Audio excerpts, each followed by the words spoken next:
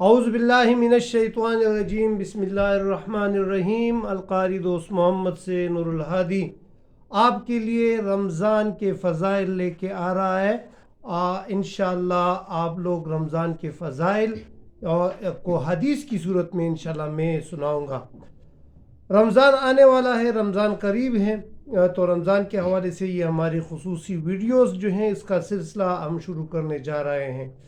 آج ہم پہلی حدیث سنائیں گے فضائل کے لحاظ سے، رمضان کے فضائل کے لحاظ سے۔ حضرت ابو ہریرہ رضی اللہ تعالی عنہ حضور اکرم صلی اللہ علیہ وآلہ وسلم سے نقل کیا ہے کہ میری امت کو رمضان شریف کے بارے میں 5 چیزیں محسوس طور پر دی گئی ہے جو پہلی امتوں کو نہیں ملی۔ نمبر 1 یہ کہ ان کے منہ کی بدبو اللہ کے نزدیک مجھ سے زیادہ پسندیدہ ہے۔ نمبر 2 یہ کہ ان کے لیے دریا کی مچھلیاں تک دعا کرتی ہیں اور افطار کے وقت تک دعا کرتی ہے۔ نمبر 3 جنت کا ہر روز ان کے لیے آراستہ کیا جاتا ہے، جنت ہر روز ان کے لیے آراستہ کیا جاتا ہے۔ پھر اللہ تعالیٰ ارشاد فرماتے ہیں کہ قریب ہے کہ میرے نیک بندے دنیا کی مشقتیں اپنے اوپر سے پھینک کر تیری طرف آوے۔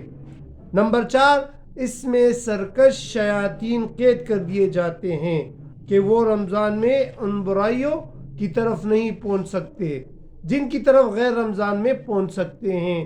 نمبر 5 رمضان کی آخری روزہ میں روزہ دار کے لیے مغفرت کی جاتی ہے۔ صحابہ رضی اللہ عنہ نے عرض کیا کہ یہ شب مغفرت شب قدر ہے؟ فرمایا نہیں، بلکہ دستور یہ ہے کہ مزدور کو کام کی ختم ہونے کے وقت مزدوری دی جاتی ہے۔ تو عزیز کرام، میں نے آپ کے سامنے رمضان کے حوالے سے ایک حدیث جو حضرت ابو ہریرہ رضی اللہ تعالیٰ عنہ کے ذریعے نقل کی گئی ہے حضور صلی اللہ علیہ وآلہ وسلم سے، اور اس میں آپ نے 5 ایسی چیزیں آپ لوگوں نے سنی جو رمضان کے مبارک میں ہیں اور جو پہلی امتوں کو نہیں ملی، بلکہ ہماری امت یعنی حضور صلی اللہ علیہ وآلہ وسلم، ہم لوگ جو ہے حضور صلی اللہ علیہ وسلم کے امتی، حضور صلی اللہ علیہ وآلہ وسلم کے امتیوں کو یہ شرف نصیب ہوا۔ یعنی اس میں وہ 5 چیزوں کی تفصیل میں نے آپ کو بیان کر دی۔ نبی کریم فائدے میں لکھتے ہیں کہ نبی کریم صلی اللہ علیہ وآلہ وسلم نے اس حدیث میں 5 خصوصیت کا ارشاد فرمایا، اور یہ خصوصیت صرف ہماری امت کو خصوصاً انعام میں دی گئی ہے، جو کہ پہلی امتوں کو یہ رحمت یا یہ جو ہے میسر نہیں تھی۔ ہمیں چاہیے کہ ہم ان خصوصیات کی، ان نعمتوں کی قدر کریں۔ اول یہ کہ روزہ دار کے منہ کی جو بدبو ہے، جو بھوک کی حالت میں ہو جاتی ہے، اللہ تعالیٰ کے نزدیک مجھ سے بھی زیادہ پسندیدہ ہے۔ اور اس کے حوالے سے کئی اقوال بھی آئے ہیں جس کی تفصیل آپ جو ہیں فضائل اعمال میں دیکھ سکتے ہیں کہ ان خوشبوؤں کا ذکر، یہ جو مشک کی طرح ہوتی ہیں، اس کا ذکر جو ہے اول یہ کہ اللہ تعالیٰ نے آخرت میں اس بدبو کا بدلہ ثواب کی صورت میں یا خوشبو کی صورت میں یہ عطا کرے گا، جو مجھ سے زیادہ عمدہ ہوگا، جو مجھ سے زیادہ جو ہے خوبصورت ہوگا۔ اور یہ کہ ایک اور روایت میں آیا ہے کہ قیامت میں حسب قبروں سے اٹھیں گے تو یہ علامت ہوگی کہ روزہ دار کے منہ سے خوشبو جو مجھ سے بھی بہتر ہوگی وہ آئے گی۔ تیسرا مطلب جو بندہ کی ناقص رائے میں ان دونوں سے اچھا وہ یہ ہے کہ دنیا ہی میں اللہ تعالیٰ کے نزدیک اس بو کی قدر مشک کی خوشبو سے زیادہ پسندیدہ ہوگی۔ اور یہ امر باب المحبت سے ہے، جس کو کسی سے محبت و تعلق ہوتا ہے، اس کی بدبو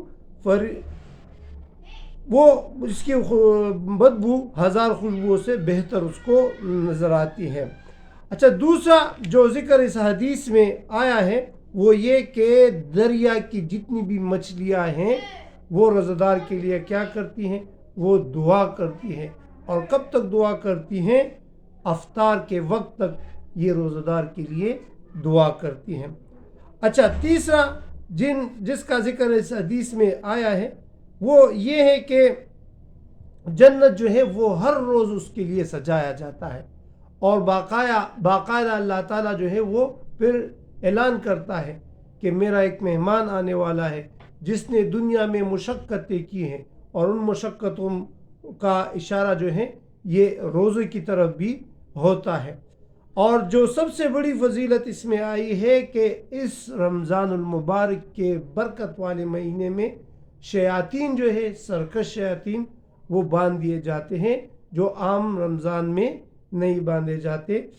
اور نمبر 5 اور آخری جو بہت ہی ایک خوشخبری کی بات ہے مسلمانوں کے لیے جو روزہ دار ہیں، وہ یہ کہ آخری رات میں روزہ دار کے لیے مغفرت کی جاتی ہے.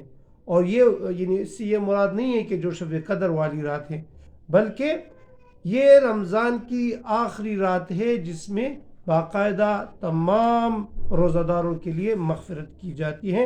اور حضور صلی اللہ علیہ وسلم نے اس کا مثل یہ دیا کہ جس طرح مزدور کو مزدوری دی جاتی ہے، اجرت دی جاتی ہے، اسی طرح روزہ دار کو مغفرت کی صورت میں یہ اجر دیا جاتا ہے. آپ لوگ ہمارے اس چینل سے جڑے رہیے. فضائل رمضان جو ہیں وہ ہم نے شروع کیا ہے، انشاءاللہ اس کو ہم جاری رکھیں گے. آپ مزید فضائل بھی جو ہیں انشاءاللہ سنیں گے، اور دعا کریں کہ اللہ ہمارا نصیب اس بابرکت مہینے میں کرے تاکہ ہم اس کے تینوں عشروں سے فائدہ اٹھا سکیں. اگلے ویڈیو کے لیے تک ہمیں اجازت دیجیے. والسلام.